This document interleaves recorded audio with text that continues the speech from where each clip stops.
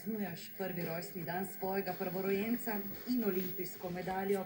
Po več kot 20 letih, odkar je prvič stopila na bord, da poškodbe kolena in 2 epizod izgorelosti sploh ne omenjamo, je na Kitajskem 32-letnica stala na štartu na svojih že 4. olimpijskih igrah. Če je Gloria Kotnik pred seboj videla le progo, je vedela, kaj ima za seboj. Mamo, babico, dedka, partnerja Željka, ki so v bitki za 3. mesto v domačem Velenju zadrževali dih. Tudi trener kitajske reprezentance, a slabih 8000 kilometrov stran je bil tega odločilnega 8. februarja Peter Kotnik najprej ponosen oče. Na začetku si nismo nič rekla, smo verjetno bila objeta minuto. V bistvu se je zahvalila. Ona ve, koliko smo mi garali ali pa delali za to, da v bistvu je ona nam na koncu vrnila ta trud, ki smo ga vložili. Jaz sem samo vprašal, kaj si tam naredil. Nič drugega. Tako da malo s njim pokazal še domači, ki nas je imela na videoklicu. Ni bilo veliko besed. Ne bord, smučke so bile prva ljubezen Glorije Kotnik. To jo je dedi postavil na sneg. Ja, to je nismo mi. To so bile smučke, je bil dedi, sta vsak popoldan. Včasih je še bil sneg, ne, tudi po naših krajih. Na začetku smo vsi smučali. Pol je prišlo do tega obdobja razvoja deskanja in smo pač poskušali oba začeti deskati.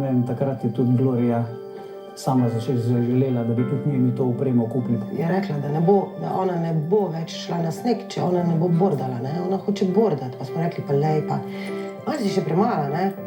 Ni sploh, kad smo iskali, da smo sploh desko dobili tek mehno. Ker to opreme za take mehne ni bilo. Ne?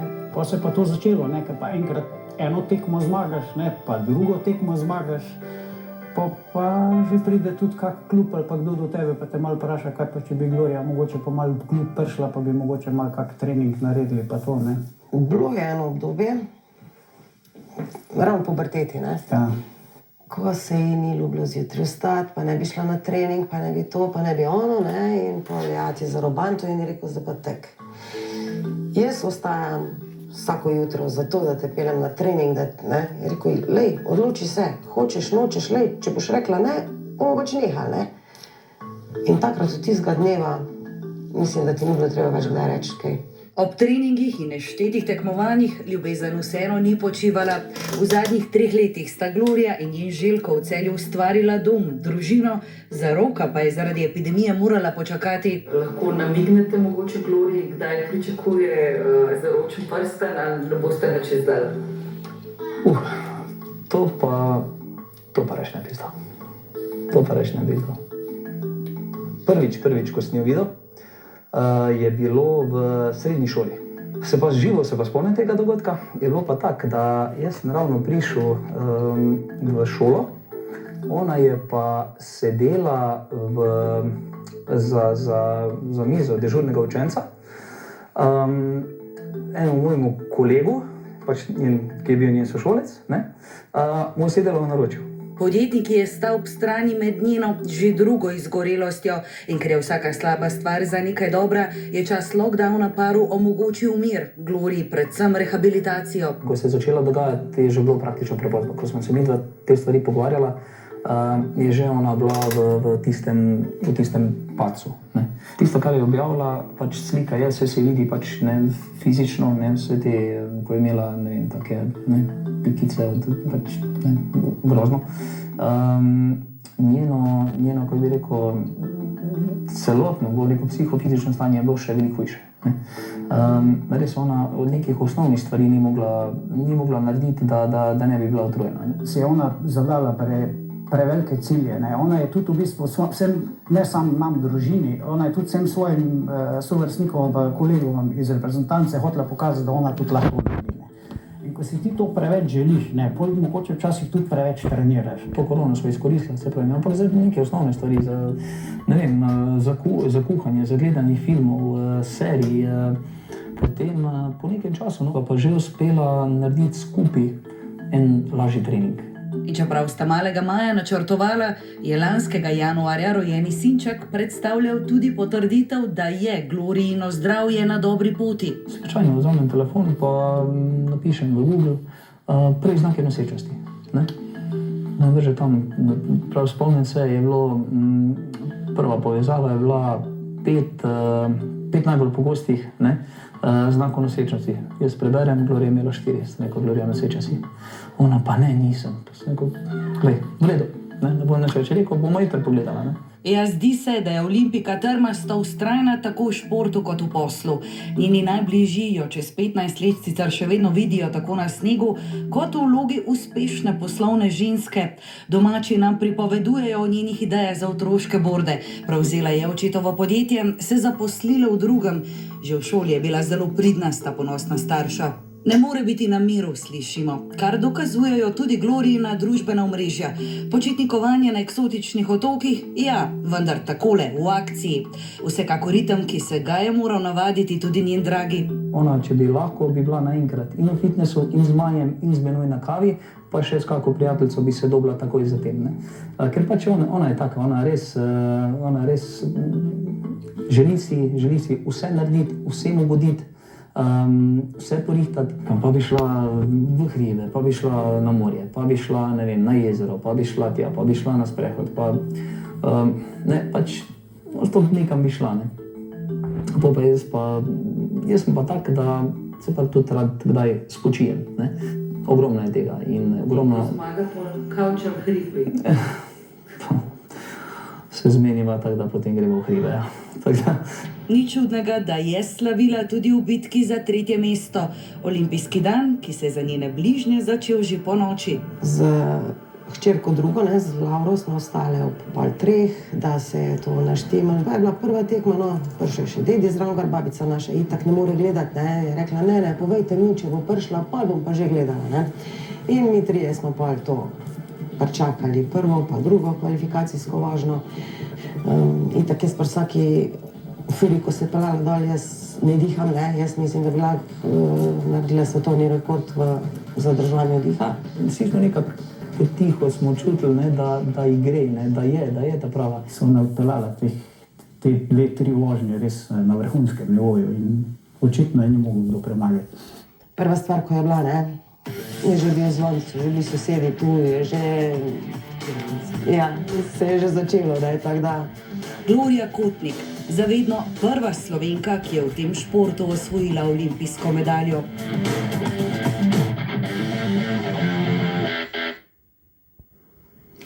Gospa Kotnik, vaše ime Glorija pomeni slava in po osvojitvi olimpijske medalje jo zdaj imate večno slavo. Ja, se sem rekla, da je dolgo časa trajalo, da sem uspela upravičiti ime, ki sta mi ga dala starša. Ampak verjeli pa ste ves čas in na nek način spisali neverjetno olimpijsko zgodbo. Na olimpijado ste prišli na podlagi povabila, ne vem, trenirati ste začeli 3 mesece prej, 20 let ste v športu, nikoli stopničke, pridete na olimpijado kot povabljena in olimpijska medalja. Filmska zgodba. Ja, filmska zgodba. Saj mogoče ta uvrstitev zame potem na koncu že ni bila več takšno presenečenje, ampak ja, jaz sem izgubila celo sezono, ki je štela za olimpijske kvalifikacije, tako da sem bila res na koncu vesela. Po drugi strani mi je bilo pa seveda tudi majčkeno težko, zaradi tega, ker sem vedela, da sem pred izzivom, da pustim sina doma. Ko je prišlo to dodatno povabilo, ko je prišel ta izziv, a ste začutili že takrat, da morda tokrat pa 4. pa bo medalja? Ali je bilo to še predaleč takrat? Jaz bi rekla, sploh nisem razmišljala o kakšni medalji ali pa rezultatskem cilju, v smislu to, da bi si neke številke postavljala.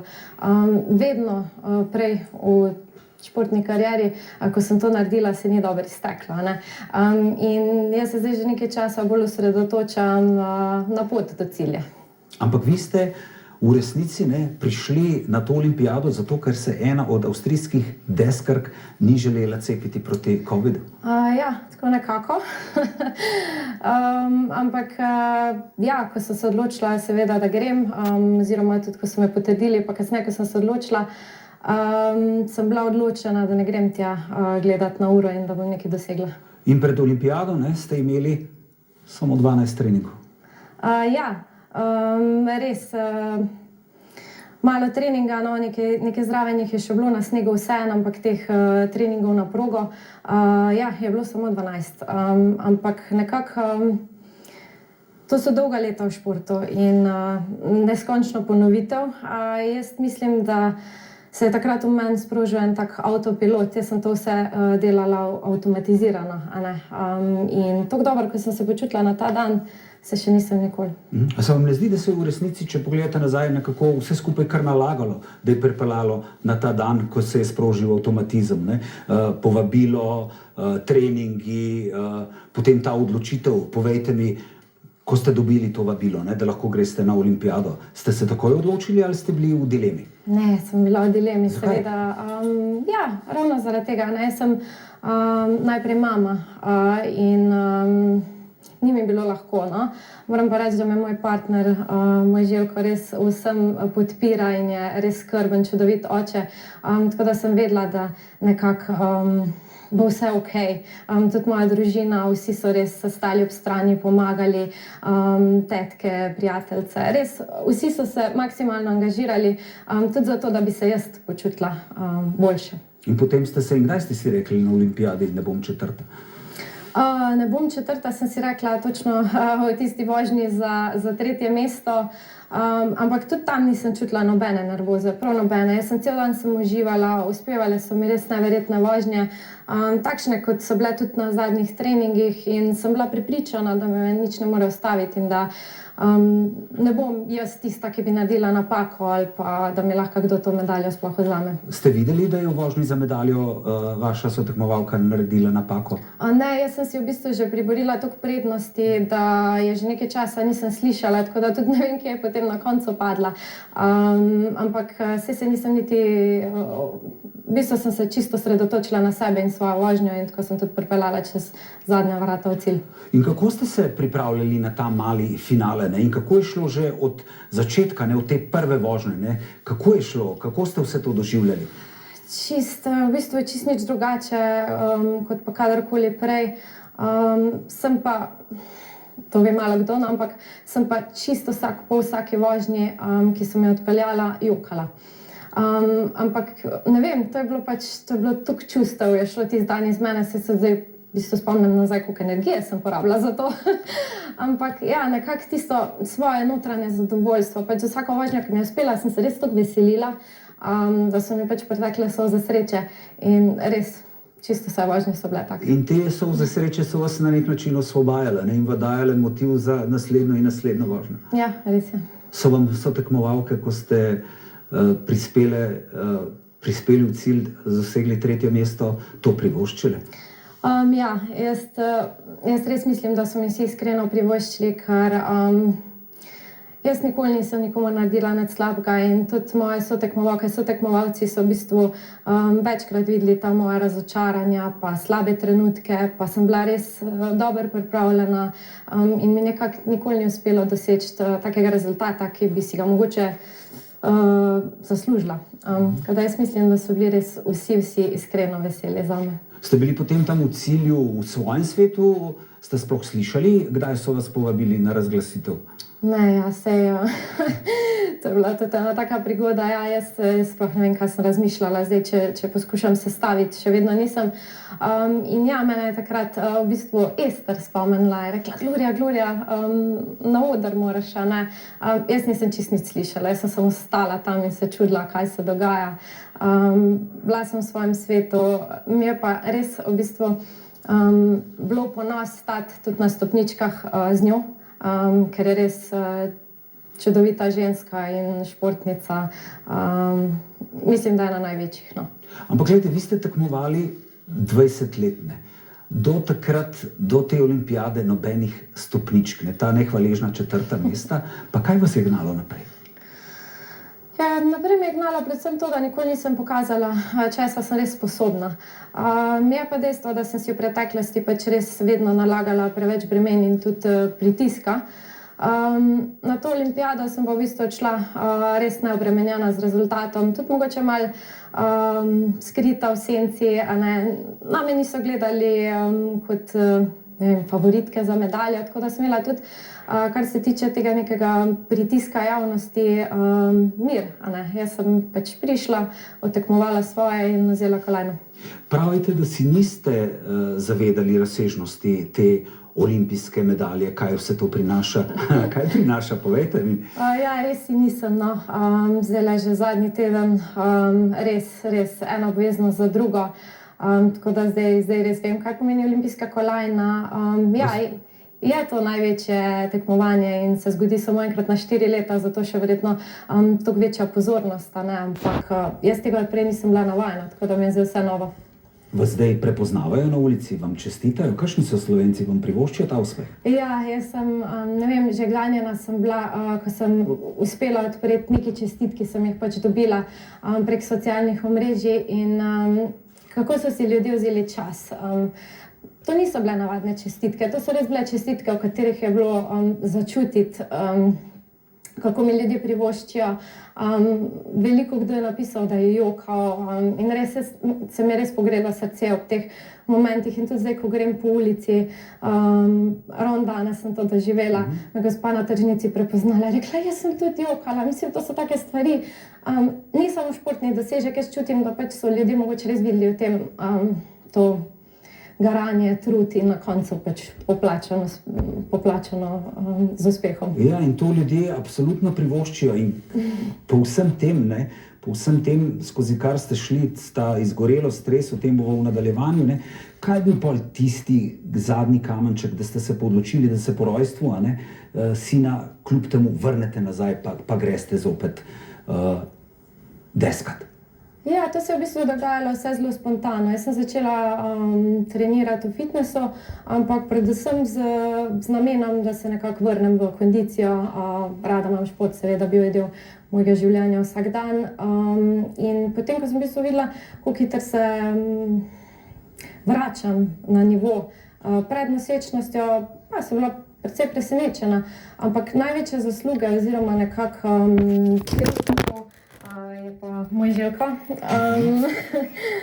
On je v bistvu rekel, pa daj poskus, zgubiti nimaš kaj, bi si pa res želel, da poskusiš, da si potem kasneje enkrat v življenju pa ne bi očitala, da nisi poskusila še enkrat.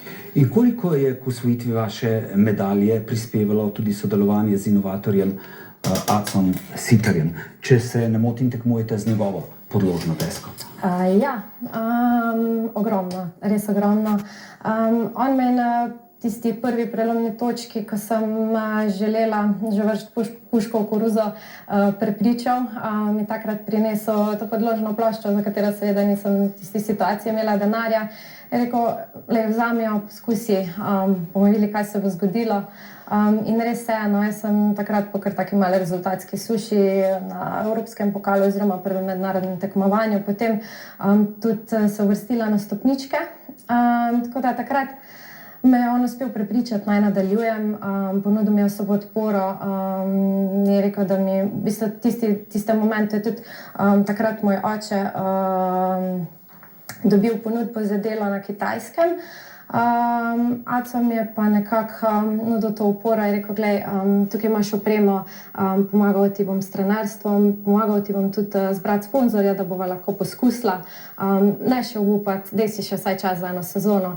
In ja, tudi zdaj v bistvu na olimpijskih igrah sem tekmovala z eno posebno ploščo, ki jo je v bistvu izboljšal samo za olimpijske igre, tako da tudi to je mogoče Ampak te njegove podložne plošče je uporabljalo veliko tekmovalcev, ki so osvojili olimpijske medalje v bordanju. Se pravi, očitno je nekaj tudi na tem materialu. Seveda je na tem, veliko je na tem. V bistvu, ja, vseh 6 medalj na stopničkah so pa bile 4 izmed teh dejansko ta nova izboljšana verzija prav za Peking. Omenili ste, da je vaš oče treniral kitajsko reprezentanco, z njo ste trenirali tudi vi, tako da ste prizorišče poznali. Je bila morda tudi ta prednost pa da ste mogoče šli bolj sproščeno v to vožnjo na to olimpijado? Ja, seveda, jaz sem očetu res hvaležna tudi za to priložnost. On je s trenerjem vedno tudi odprtih rok povabil oziroma vzel na trening. Jaz sem se nekako na Kitajskem vedno počutila dobro. Ta sneg mi odgovarja in na koncu sem samo pač te izkušnje, ki sem jih imela, obrnila vse poprit. Slišali smo v prispevku, ne?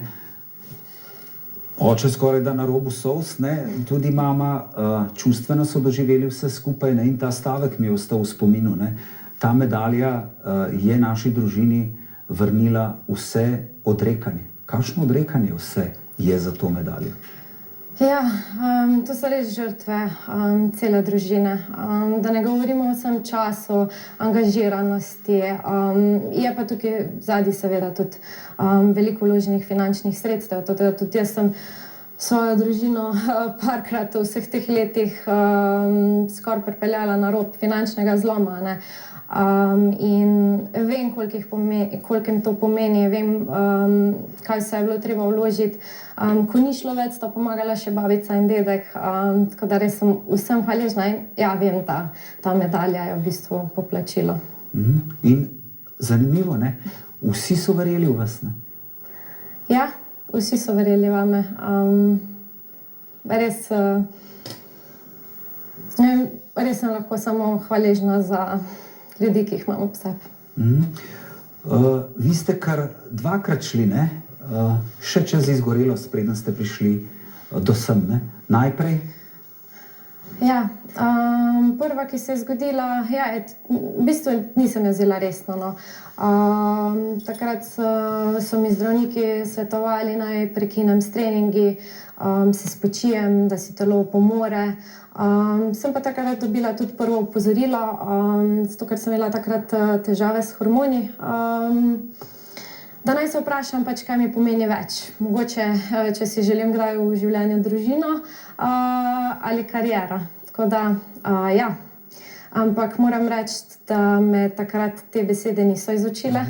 Ja, sem se spočila, ampak kar hitro sem padla nazaj v ta ritem, tako da sem hvaležna, da se je vse srečno izteklo. Ampak če se ustaviva še tu vmes, na prva izgorela z 2017-18, potem 2020, vi ste po prvi mislili, da ste to že prebrodili, če vas prav razumem? Ja, jaz mislim, večkrat sem se spočila, zdaj se dobro počutim, gremo dalje. Nisem bila niti pozorna, no. In na tekmo v Kanadi marca 2020, ne, ste zapisali, da ste bili, potem, ko je to znova se pokazalo, bila videti kot živi mrtvec. Tako hudo je bilo? Ja, tako hudo je bilo. V bistvu so me tudi člani reprezentance tam poskušali prepričati, da ne bi štartala te tekme, ampak ne vem, jaz taka, kako sem, ja, bom še to, se bom zdržala, pa tukaj sem prišla, ne bom zdaj, ne vem, obupala. Tako da sem dala še to tekmo skozi. Na srečo sem do cilja prišla v enem kosu. Ja, mogoče precej neumno. In kako ste se potem drugič spopadli s to izgorelostjo?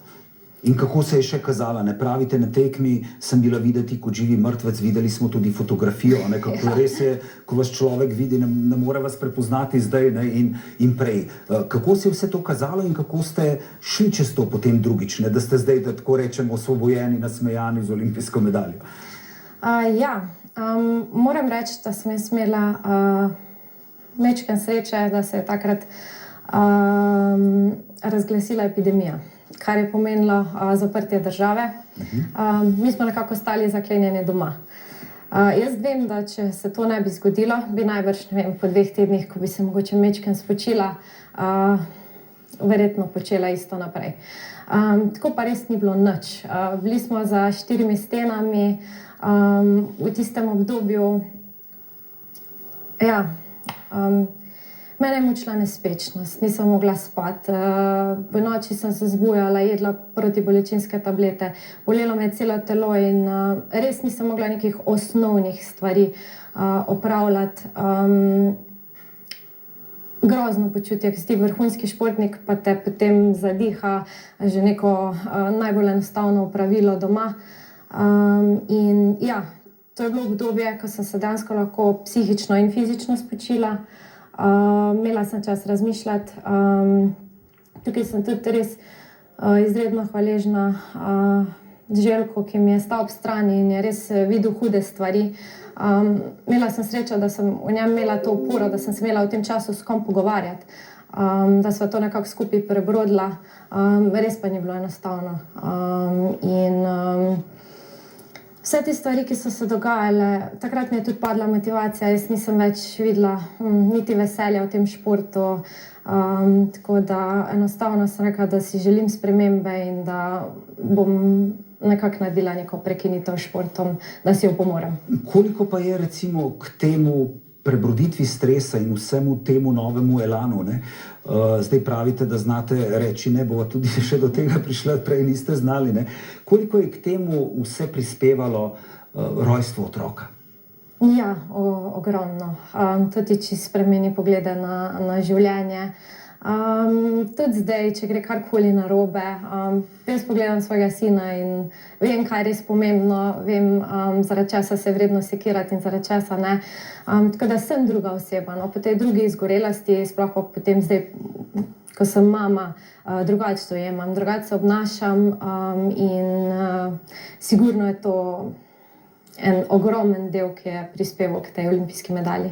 In zdaj znate reči ne, ne? Prej tega niste znali. Ja, prej nisem znala reči ne.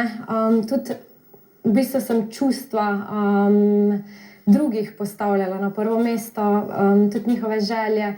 Nekako sem se vedno trudila vsem ustreči, vsem pomagati in nekako pozabila nase.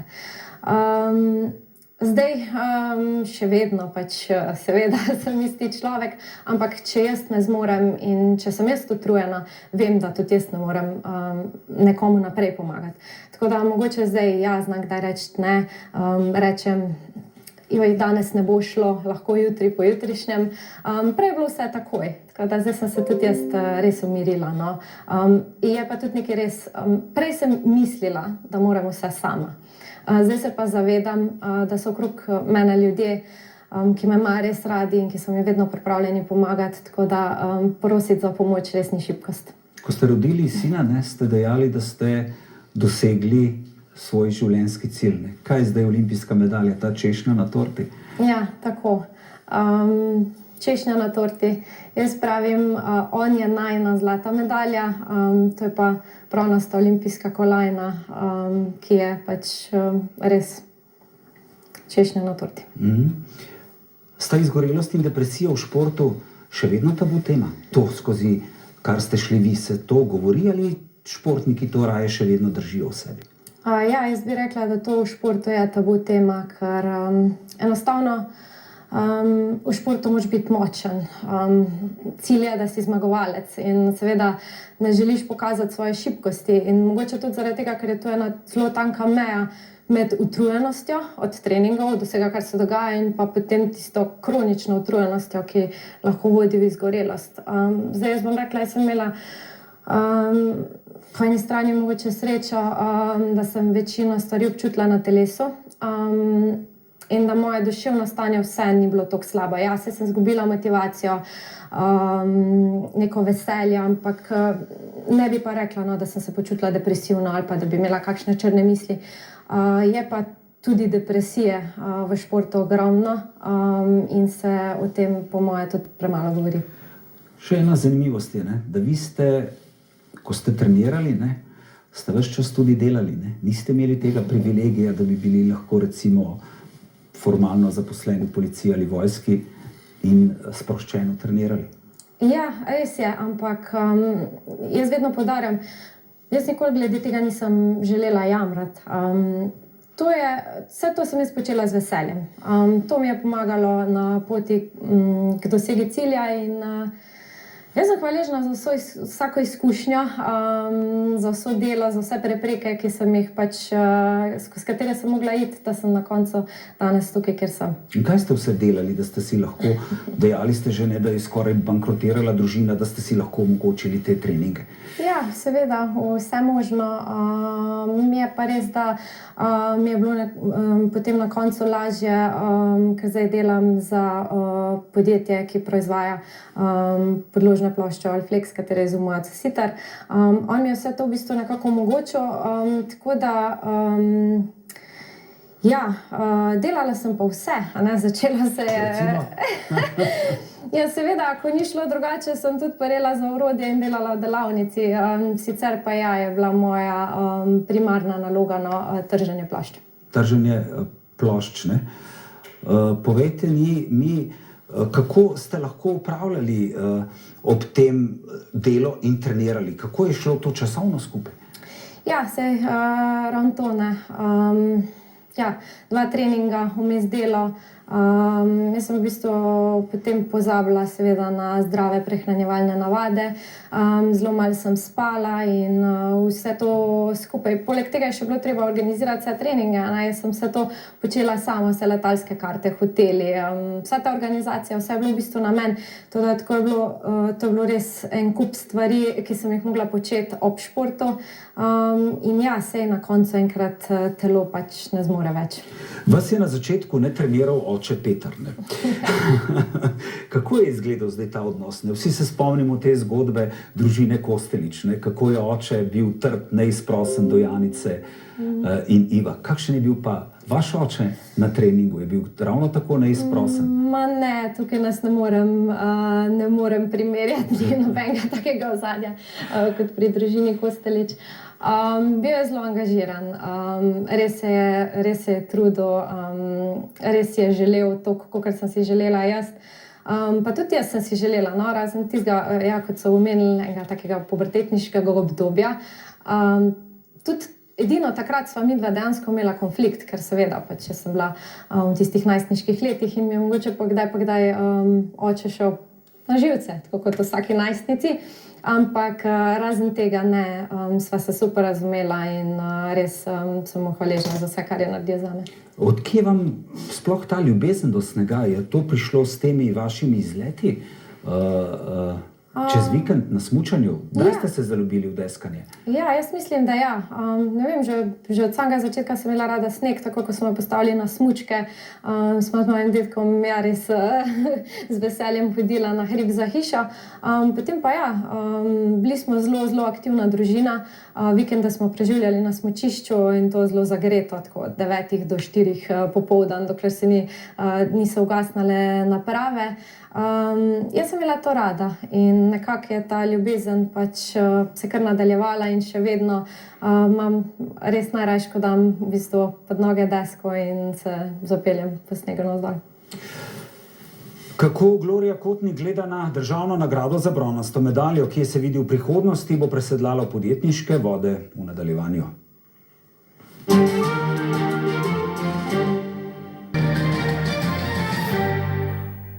Dobrodošli nazaj v oddaji 1 na 1. Gospa Kotnik, vi ste za bronasto medaljo na olimpijadi dobili 38.000 evrov. Se vam zdi to primerna vsota? Jaz o tem po pravici povedano še nisem prav dosti razmišljala. Sem pa hvaležna za vsako nagrado. Bom pa rekla tako... Kar? V tej medalji je ogromno truda, odrekanj, pa tudi predvsem finančnega vložka.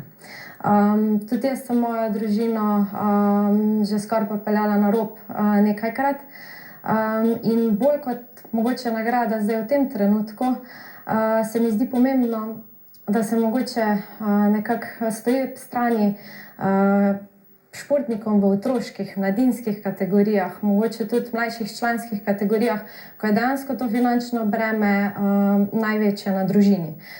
Takrat jaz mislim, da se zgubi marsikateri športni talent, ker enostavno zaradi teh razlogov ne more nadaljevati športne poti. Jaz tudi mislim, da z olimpijsko kolajno, no tudi upam, da se odprejo neke nove priložnosti, nove možnosti za sodelovanja in da se jo mogoče pač da tudi dobro iztržiti. Tako da, ja. Upate na nove sponzorje? Upam na nove sponzorje, upam tudi mogoče res na boljše pogoje za mlade športnike. Ali se to vključuje, če še kar nadaljujeva z vami? Vseeno ste nosilka te medalje, do zdaj ste vse investirali vase sami, s pomočjo družine, morda tudi služba v policiji ali vojski. To bi vam olajšalo, ne, v resnici tekmovanje, nadaljnjo pot športno. Ja, tega bi bila pa res vesela, da tudi jaz enkrat občutim, kako je to, če se lahko fokusiraš na šport. Ste vi kdaj delali izračune, dejali ste, koliko ste že vložili, koliko denarja je bilo vloženega? Ste kdaj naredili že vseh teh letih 20? Ne, sej zdaj to gledati skozi denar, to nima nobenega smisla. Sej v bistvu tudi motivacija je druge, tako da to mogoče najbolj ve moja družina, ki je tudi največji delež v to mogla nekako vložiti. Ampak ne, sej na koncu ta medalja je poplača vse to za nazaj. Koliko vas je spremenilo materinstvo? Vi ste dejali v enem od intervjujev, ki sem ga bral, ne, ko so vas vprašali, ne, ali je to težko, ne, da ne razumete, zakaj je materinstvo lahko težko. Ne, no ja, to je mogoče malo pretirano, ampak tako bom rekla, ja, no vse ste mogoče videli, kak tempo življenja sem imela pred tem, ne. Tako da, ja, jaz sem materinstvo res doživljala kot zelo lepo, umirjeno obdobje.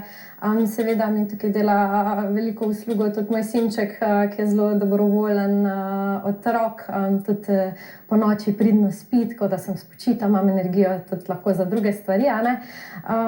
In ja, no, jaz bi rekla, to je bilo najlepše obdobje v mojem življenju in kar naj traja. In kakšni so zdaj cilji na zasebnem življenju? Pravite, da ste izpolnjeni, da res imate partnerja, ki vam pomaga, otroka imate. Kako pa nadaljevanje športne kariere? Kako bo s tem? Kako jo vidite? Morda 5. olimpijske? Ja, 4-letno obdobje je precej dolgo za karkoli napovedovati, ampak seveda motivacija je. Vem, česa sem sposobna, to sem zdaj končno uspela pokazati.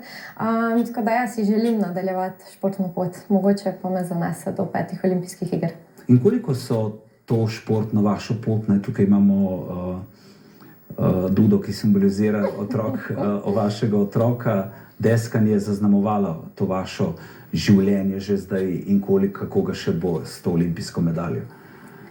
Ja, jaz mislim, da je predvsem sin Maj tukaj najbolj zaslužen za večino sprememb tu noter in ja, tako sproščena, ko sem lahko šla na te olimpijske igre in da sem v miru naredila to, kar sem, brez kakršnega koli stresa. Moja edina misel je bila samo to, da jih doma naredim ponosne, da jim nekako povrnem vse to, kar so naredili zame in res s to kolajno mislim, da mi je lepo uspelo. 4-krat ste bili na olimpijadi. Ko zdaj pogledate nazaj, ko analizirate, kako sta se skozi vse te olimpijade spremenila kot človek, kot športnica?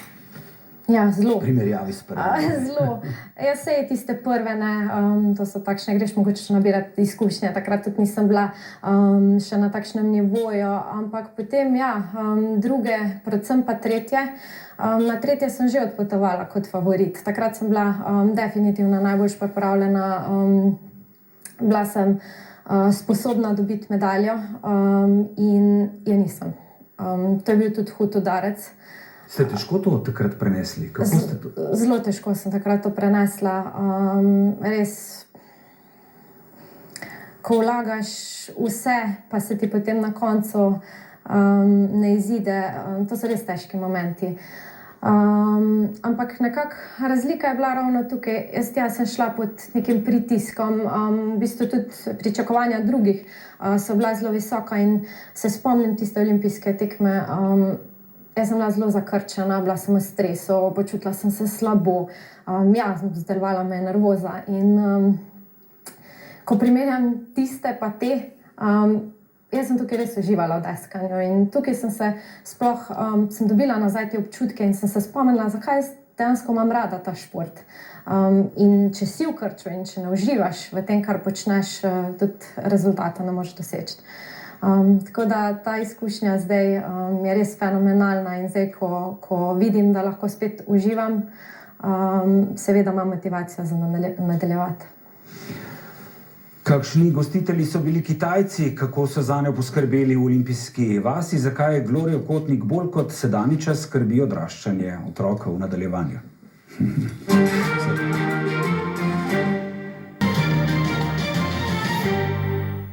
Dobrodošli nazaj v oddaji 1 na 1. Gospa Kotnik, kako pa je bilo živeti v olimpijski vasi? Ne, brali smo, gledali smo, ne, da so bili Kitajci zelo strogi. Kako je bilo živeti? Ja, olimpijske igre so se res dogajale v čudnem času. Tudi organizatorjem ni bilo lahko, daleč od tega, ampak jaz moram reči, da vsaj kar se situacije z virusom tiče, v bistvu smo se nekako zelo varno počutili. Res vsi prostovoljci so bili v zaščitnih opremah, delali so se testi, se pravi vsakodnevno. Tako da v bistvu, ko smo enkrat bili v tem mehurčku, je bilo varno. Jaz sem zelo vesela, da jim je to tudi uspelo, ker na koncu so bile igre poštene, ni bilo veliko okužb in tako je tudi prav. Pa je bilo kaj pol tega družbenega življenja? Ste lahko kaj proslavljali te medalje ali ste se morali bolj držati vsak zase v teh balončkih? Res zelo, zelo malo. Sem je vsak športnik prišel v bistvu tekmovati, doseči svoj cilj, tako da to je bilo na prvem mestu. Mogoče ta srečevanja samo v restavraciji, pa recimo fitness centru, drugače je bila pa res druženja so bila nezaželena in tudi nekako smo se čudno počutili, če je kdo prišel preblizu komu. Pravite, da vas ne skrbi sedanjost, ampak prihodnost vašega otroka. Zakaj? Ja, predvsem zaradi tega, v kakem svetu trenutno živimo. Jaz si predvsem za svojega otroka, oziroma tudi midva sva pred velikim izzivom, kako ga vzgojiti v empatičnega človeka, ki bo seveda se znal ozirati in pomagati drugim, ampak da se bo vseeno znal boriti tudi zase. Tako da imamo še kar nekaj izzivov pred sabo. Povejte mi, kaj vam je dal pod črto šport?